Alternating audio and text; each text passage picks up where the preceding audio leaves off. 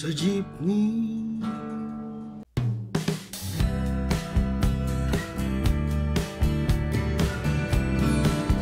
La, la, la, la, la, la, la, la. Hello mga pare, nimuta pa yata ako. Good morning. Ang ituturo ko sa inyo ay Jeepney by Sponge Cola. Maganda sana sa D. Ang problema, hindi yung tunog. Ibig sabihin, binabaan nila yung strings nila. Yung D, yung tipa nila ay D, pero ang tunog ay C sharp. So, ibig sabihin, binabaan nila ito na kalahati. Ginawa nilang E-flat ang tuning ng strings para maging D ang tipa ng mga daliri. Para madali nga naman. Okay. D, G. Pwede wag nyo nang alisin tong D. Mag-D kayo sa yung dalawa lang na strings. D, eto na. Third string, second fret. Yung inyong ring finger sa second string, third fret. Yan. Kasi gagalawin nyo ito mamaya. Uy, hindi ko ano yan ha. Talagang ganyan ang gagawin. Yan. Sa G, yan. Sa D, ganyan. Yung tinuro ko kanina. Pagdating sa G, punta kayo doon sa G, sa third fret, sa sixth string. Yan. Yan lang naman ang verse.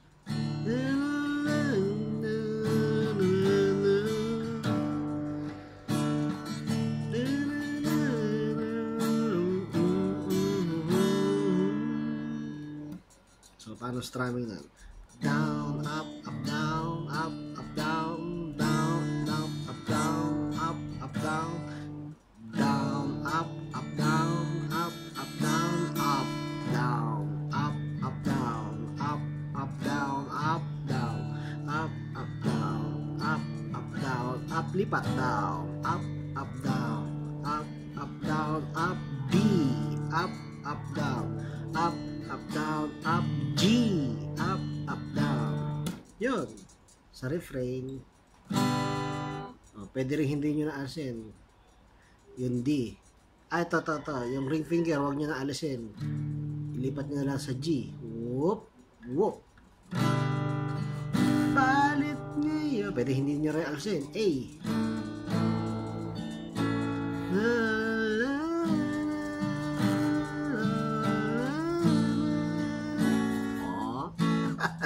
Basta G and A yun ha. G and A.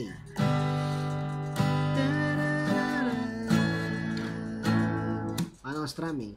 Down, up, down, up, down, up, down, up, down, down, down, down, up, down.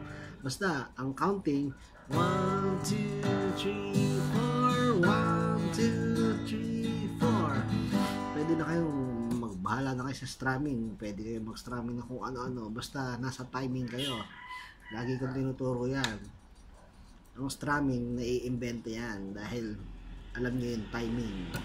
1, 2, 3, 4 1, 2, 3, 4 1, 2, 3, 4 1, 2, 3, 4 Diba?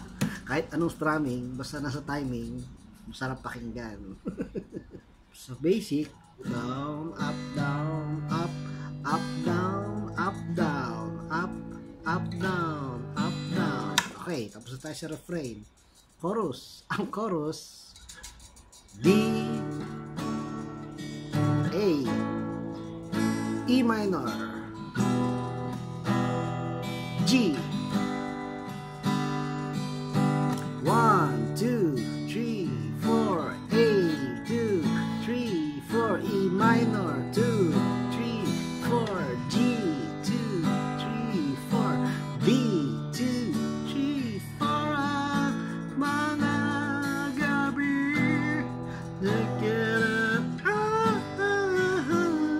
kalawakan.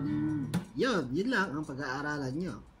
Paalala lang, Ang kanilang tugtugan ay E-flat standard. So, mababa ang strings nila para magtunog C-sharp, yung kanilang D na tipa. Okay? Kung tinatamad kayo magbaba ng strings, kantahan nyo ng mataas sa D. Diba? Talaga yung tunog niya dapat.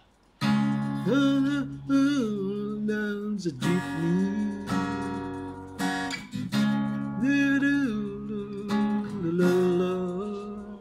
Oh, isa pang option. Gusto niyo mas mababa pa sa C sharp. C. C, F. Ako sa refrain, F. Subalit ngayon, G. G. Tapos ang chorus, C. Na na na na G. D minor. F. Ayan ha, dami ka ng tinuro para dyan sa jeepney na yan. Basta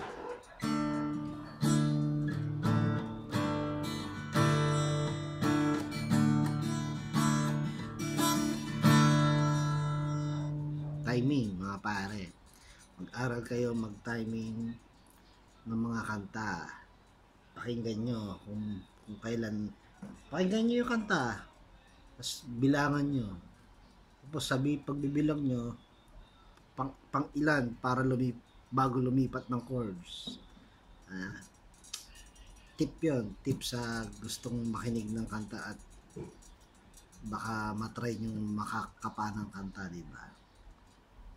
Para naman medyo nagde-level up yung skills ninyo, hindi lang yung nanonood lang kayo ng tutorial na chords lang. Maganda na de-develop nyo yung skills nyo sa pakinig ng music, sa kumbaga pagbasa ng tunog. Di ba? Kailangan imagine ninyo kung ano yung nangyayari doon sa tunog. Na paghihiwa-hiwalay ninyo ang mga instrumento, ang mga tono, para ma-imagine niyo kung ano ito, kung ano ito, kung ano ito. Konting tip lang para siyempre alam naman tayo, gusto kong makatulong sa mga musicians, wannabe musicians. Siyempre hindi tayo mag-i-evolve kung puro tutorial lang ng particular na kanta, di ba? Subalit ngayon wala. Okay, bye-bye. See you again. Paring Don here.